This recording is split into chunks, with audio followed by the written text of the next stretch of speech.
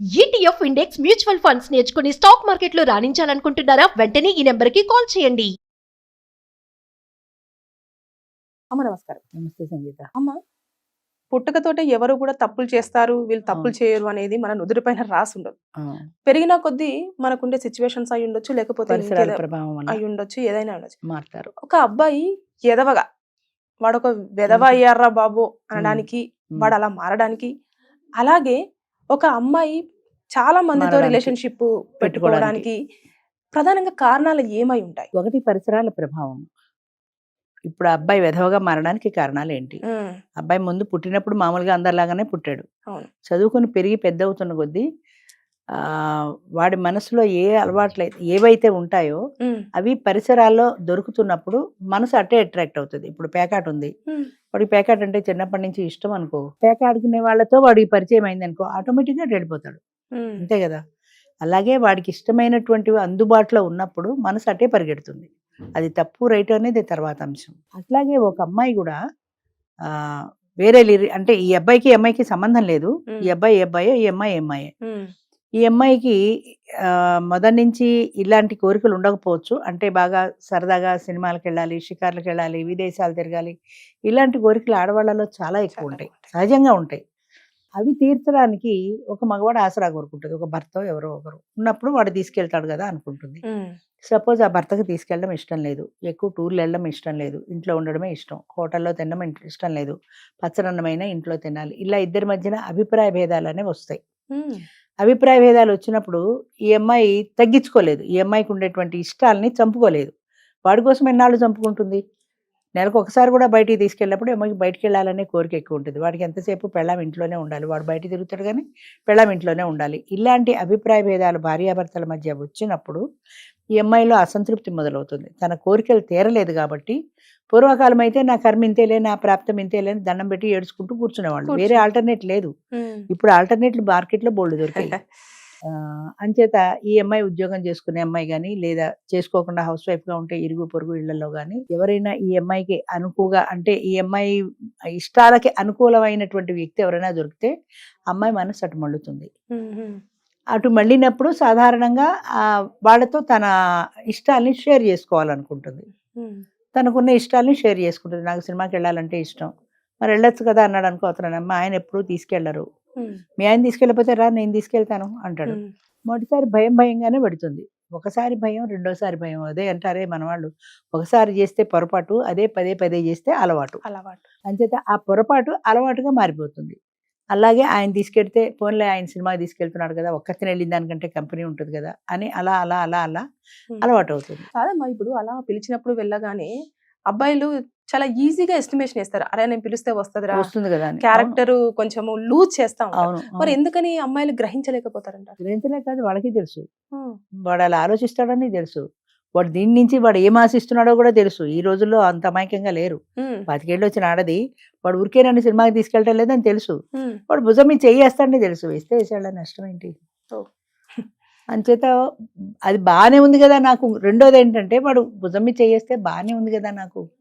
ఆ బాగానే ఉండడం ఒకటి. అంటే పూర్వం అయితే పరపురుషుడు ఒంటి మీద చేస్తే తేళ్లు జర్లు పాకినట్టు కంపరంగా ఉండేది. ఇప్పుడు కంపరంగా లేదు, బాగానే ఉంది. అది సూదింగ్ ఎఫెక్ట్ ఇస్తుంది నాకు, బాగానే ఉంది కదా అనుకుంటారు. ఆ బాగానే ఉండడం అనేది, ఆ ఇష్టం అనేది కొంచెం పెరుగుతూ వస్తుంది వాడితో.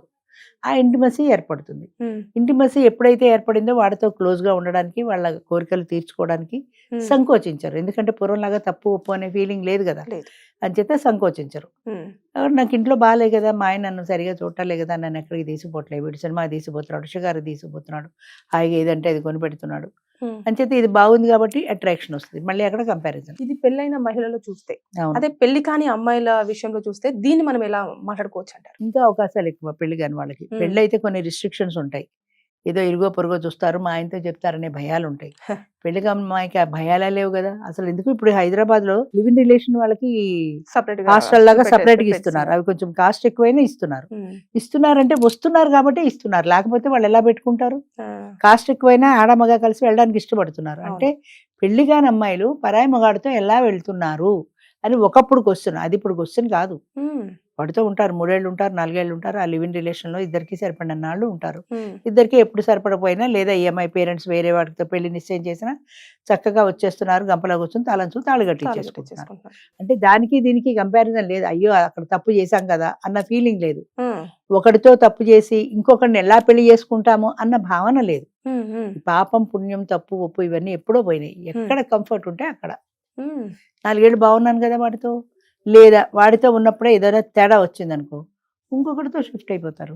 ఇల్లు మారినంత తేలిగ్గా మారిపోతారు. అదే అలా ఎలా అమ్మా? ఇప్పుడు ఎమోషన్ బాండింగ్ అనేది ఒకటి ఉంటుంది లేదు, ఎమోషన్స్ అన్నవి లేవు. ఒకప్పుడు అయితే ఎమోషనల్ బాండింగ్. ఇప్పుడు దేవదాసు పార్వతిలో చెప్పినట్టుగా వాడు అన్నేళ్ల సవాసంలో, అది చిన్నపిల్లగా ఉన్నప్పటి నుంచి ఉన్న సవాసంలో పార్వతిని మర్చిపోలేపాడు దేవదాసులో.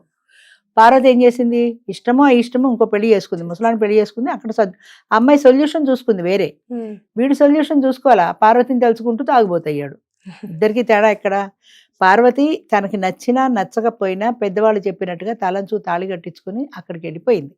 వాడికి సంబంధించిన జ్ఞాపకాలు ఏమైనా ఉంటే తుడిచిపెట్టేసుకుంది. మనసులో ఉన్నా కూడా వాటిని ఎక్స్ప్రెస్ చేయలేదు బయటికి. ఇప్పుడైతే ఈజీగా వాడితో ఇల్లీగల్ రిలేషన్ ఈ ముసలాన్ని పెళ్లి చేసుకుంటారు, వాడితో ఇల్లీగల్ రిలేషన్ పెట్టుకుంటారు. ఇప్పటి దేవదాసు పార్వతి అయితే. మరి అదే వాడు పార్వతిని ఎందుకు మర్చిపోలేకపోయాడంటే చిన్నప్పటి నుంచి ఉన్న స్నేహబంధం కానీ ఇద్దరి మధ్యన ఉన్న ఎమోషనల్ రిలేషన్ కానీ దాన్ని వాడు వదిలిపెట్టుకుని ఇంకొక అమ్మాయిని పెళ్లి చేసుకోలేకపోయాడు. ఆ బాధని మర్చిపోలేక తాగుడికి బానిసగా మారాడు, పెద్ద తాగుబోతైపోయాడు. అంటే ఇద్దరు ఒకేలాంటి వ్యక్తులే, కానీ ఈ అమ్మాయి ఎలా యాక్ట్ చేసింది అంటే ఒక సమస్యని ఎవరు ఎలా రియాక్ట్ అవుతారనేది ముఖ్యం. అక్కడ పార్వతి దగ్గరికి వచ్చేప్పటికి పెద్దవాళ్ళ మాట విని కాదనకుండా తలంచు తాళి కట్టించుకుంది. వీడు పెద్దవాళ్ళ మాట వినలేదు, పూర్తిగా వాళ్ళు చెప్పినట్టు పెళ్లి చేసుకోలేదు, తాగుబోతయ్యాడు. సమస్య ఇద్దరిది ఒకటే, కానీ పరిష్కారాల దగ్గరికి వచ్చేప్పటికి ఈ అమ్మాయి యాంగిల్ వేరు, ఆ అబ్బాయి యాంగిల్ వేరు. సో ఏదొచ్చినా సరే మనం పరిష్కరించుకోవడంలోనే ఉంటుంది, పరిష్కారంలోనే ఉంటుంది. ఏ సమస్యకైనా మన పరిష్కారం ఏది? ఇప్పుడు ప్రతి సమస్యకి కూడా నేను అదే చెప్తా, ఒక పరిష్కారం కాదు, 4-5 పరిష్కారాలు ఉంటాయి.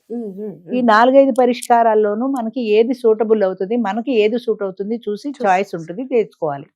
మనం అలా మనం ఏమనుకుంటాం అంటే మన మనసులో ఏ పరిష్కారం అయితే ఉందో అదే కావాలనుకుంటాం. అదే కరెక్ట్, అదే కావాలనుకుంటాం.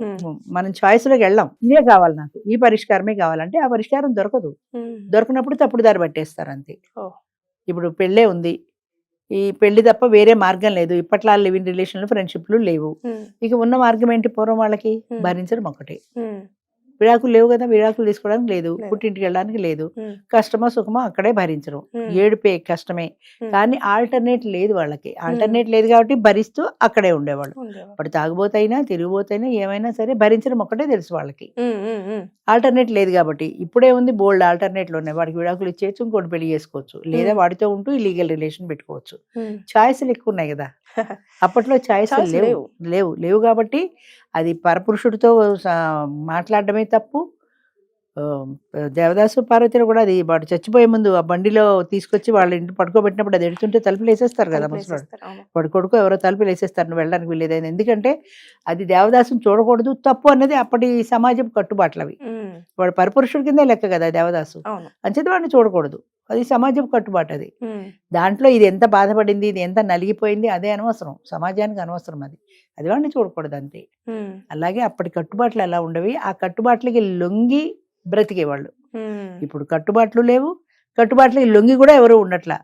ఎవరు ఇప్పుడు ఏంటంటే పెళ్లి ఉందనుకో, ఆ పెళ్లిలో భార్యాభర్తలు ఇద్దరు కలిసి ఉండాలని సమాజం చెప్తుంది. ఎక్కడ ఉంటున్నారు? విడిపోతున్నారు, లేదా కలిసి ఉంటూనే ఇల్లీగల్ రిలేషన్ పెట్టుకుంటున్నారు. అంచేత ఒకళ్ళు కంట్రోల్ చేసే పరిస్థితి లేదు, సమాజానికి అసలే లేదు.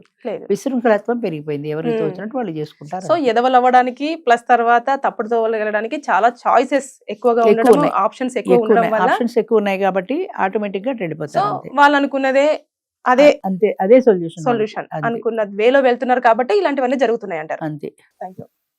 మంచిది.